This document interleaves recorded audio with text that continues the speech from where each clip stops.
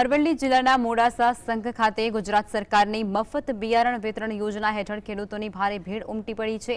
રાજ્ય સરકારની જાહેરાત બાદ ખેડૂતો બિયારણ મેળવવા માટે ઘસારો કરી રહ્યા છે, પરંતુ કેટલાક જરૂરિયાતમંદ ખેડૂતો આરોપ લગાવે છે કે તેઓ છેલ્લા 4 દિવસથી ધક્કા ખાઈ રહ્યા છે, છતાં બિયારણ મળતું નથી।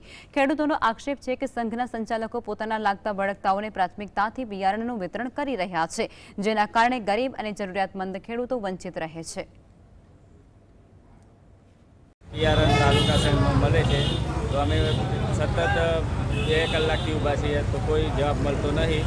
તેથી અમે એવું સરકારશ્રીને એવું કહેવામાં આવે છે કે મફત વિતરણ થઈ રહેલું છે, બરાબર। તો સૌ જે ખેડૂતો છે બધાને મળે એવી અમારી વિનંતી।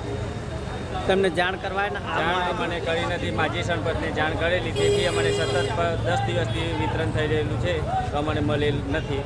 તો માહિતી મળતા મેં માહિતી મળ્યા મુજબ અમે સરકારે બિયારણ જાહેર કર્યું ખેડૂતોને આપવા માટે। એ બિયારણ મગફળી અને સોયાબીન એ અમુક ખેડૂતોને મોટા ખેડૂતોને મળે છે, નાના ખેડૂતોને મળતું નથી। ખેડૂતો જે આધાર કાર્ડ અને ઉતારા લઈને રજૂ કર્યું છે, તો આજે લઈને આવ્યા અને કાલે મળશે, પરમ દિવસ મળે, ધક્કા હોય છે, એને મળતું નથી અને લાગવગવાળાને મળે છે, તો આ યોગ્ય તપાસ થવી જોઈએ।